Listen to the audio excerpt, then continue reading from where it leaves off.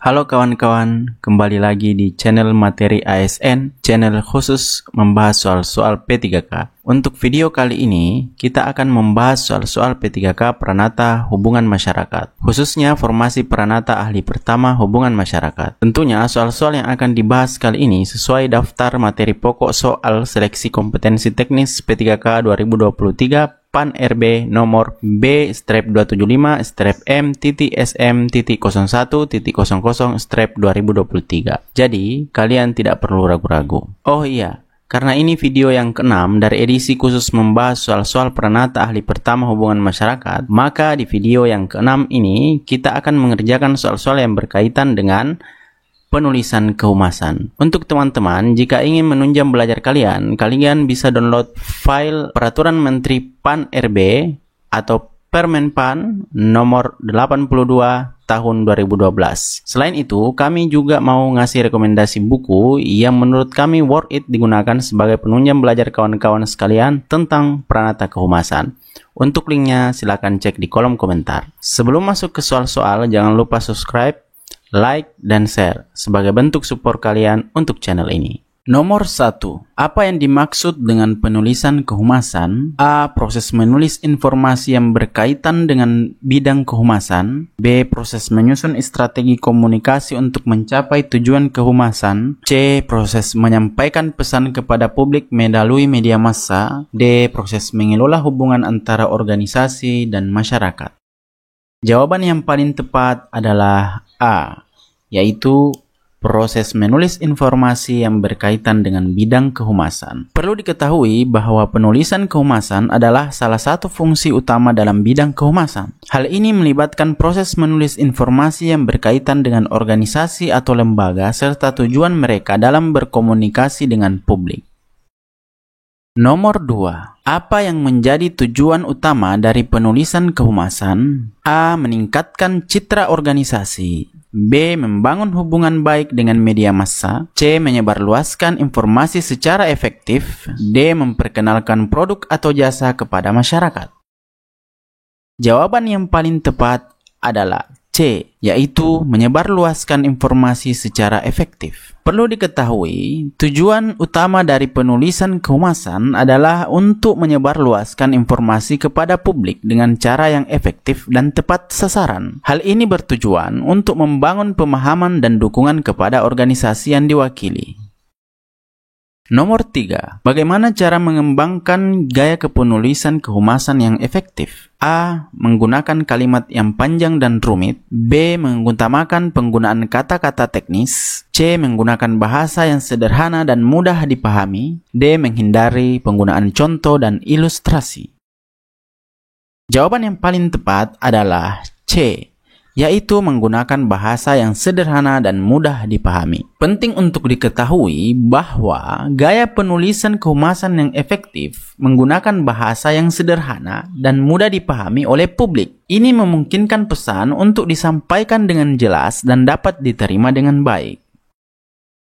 Nomor 4. Apa yang harus diperhatikan dalam penulisan berita kehumasan? A. Memilih informasi yang bersifat membangun citra positif. B. Menyajikan fakta secara objektif tanpa bias. C. Memberikan penekanan pada keunggulan produk atau jasa. D. Menggambarkan organisasi sebagai yang terbaik di bidangnya.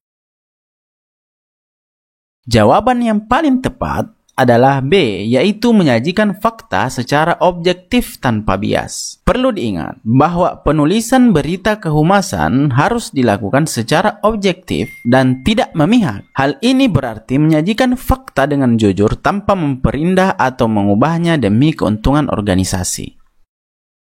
Nomor 5. Apa yang menjadi faktor penting dalam penulisan siaran pers kehumasan? A. Penggunaan kalimat yang berbelit-belit. B. Menjaga kerahasiaan informasi yang disampaikan. C. Menghindari menggunakan kutipan langsung. D. Merangkum informasi dengan singkat dan jelas. Jawaban yang paling tepat adalah D, yaitu merangkum informasi dengan singkat dan jelas. Faktor penting dalam penulisan siaran pers kehumasan adalah merangkum informasi dengan singkat dan jelas. Hal ini membantu media massa dan publik untuk mengerti pesan yang ingin disampaikan dengan cepat dan mudah. Nomor 6. Apa yang dimaksud dengan penulisan teks pidato kehumasan? A. Proses menulis teks pidato untuk keperluan public speaking. B.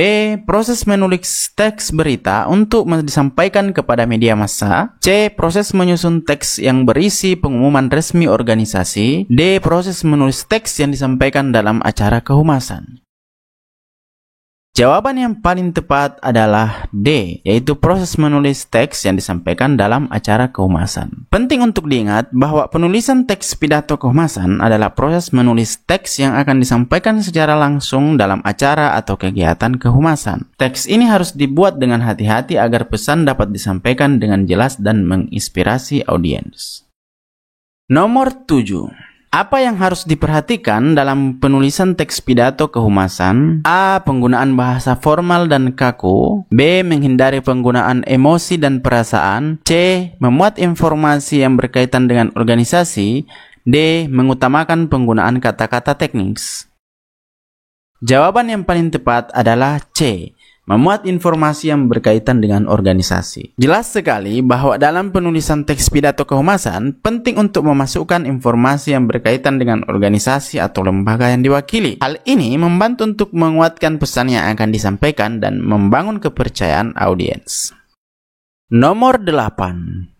Apa yang menjadi tujuan utama dari penulisan artikel kehumasan? A. Meningkatkan popularitas penulis di bidang kehumasan. B. Menginformasikan publik tentang langkah-langkah terbaru organisasi. C. Menjelaskan kinerja dan pencapaian organisasi kepada publik. D. Membangun hubungan yang kuat antara organisasi dan media massa. Jawaban yang paling tepat adalah C, yaitu menjelaskan kinerja dan pencapaian organisasi kepada publik. Penting untuk diketahui bahwa tujuan utama dari penulisan artikel kehumasan adalah untuk menjelaskan kinerja dan pencapaian organisasi kepada publik. Dalam artikel ini, dapat disampaikan informasi terkait kegiatan, proyek, atau inisiatif yang akan dilakukan oleh organisasi dengan tujuan memperkuat citra positif. Nomor 9. Apa yang dimaksud dengan penulisan press release kehumasan? A.